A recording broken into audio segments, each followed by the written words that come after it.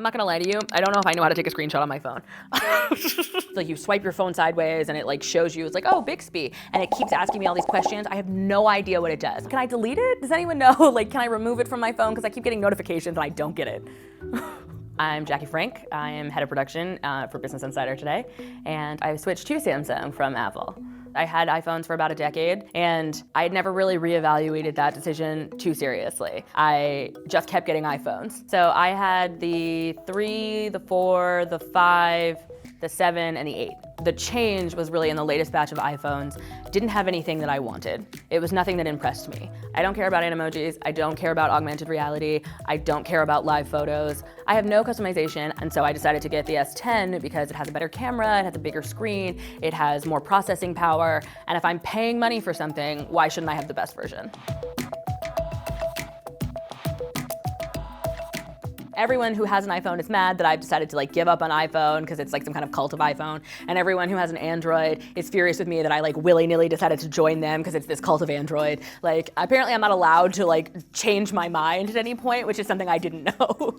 So I've had the Galaxy S10 for 2 days. The S10 has this 3-camera lineup here, which is unbelievable. We went to scout a location yesterday and I was able to take this crazy wide shot from like the corner, and now I can just look at that whenever I'm trying to remember this location. And the other thing, which is a big one, is how attractive all the apps that I've gotten used to are. Like Instagram just looks a little different, some of the stupid games I play look a little different, and it's just a better spacing and formatting. I read a lot of books on my phone, and this phone is a little bit taller and the screen reaches the edges. It's a much better experience than the previous phone was.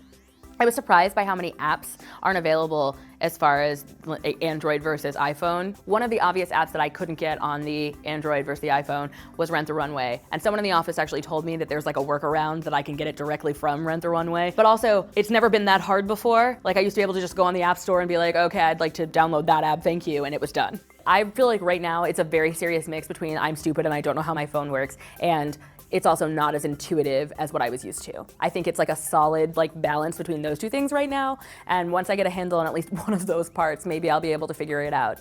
But right now, that's where I'm at. I think I prefer Android to iPhone right now. I don't know how comfortable I am leaning into that. It feels like such a betrayal.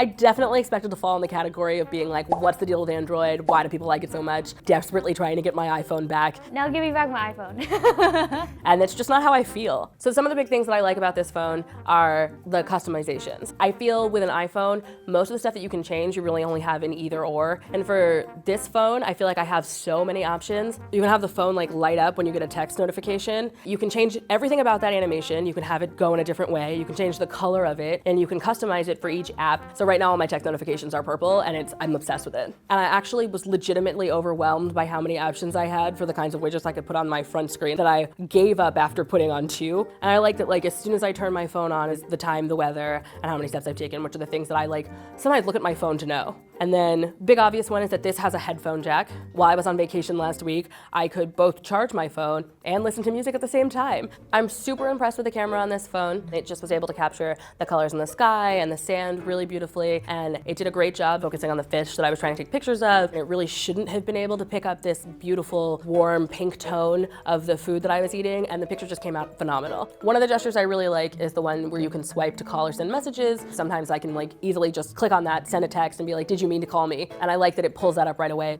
There's one where you like put your palm on the phone and then flip it over to silence it. There's a day last week where I overslept by an hour because my alarm never went off because I guess I must have done this and then flipped it over. So that's no longer on. There's one where you like wipe across to do a screenshot, and I need someone to explain to me what the purpose of that is because I can't figure it out. It seems more complicated. My brother, a friend of mine from school, and one of my cousins all sent me messages that are randomly strewn through like a real conversation that we're having where they like decide that they hate the color green. But I currently don't care at all that like they would rather see a blue text than a green text. I don't, like, who cares?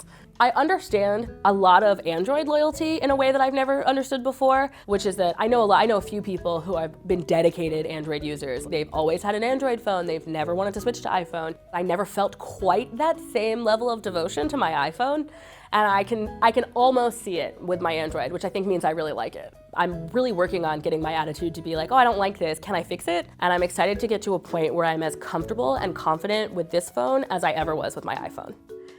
Volume down and power up. Great. And then it saves it, and then I can go to it. Great, I'm amazing. I took a screenshot.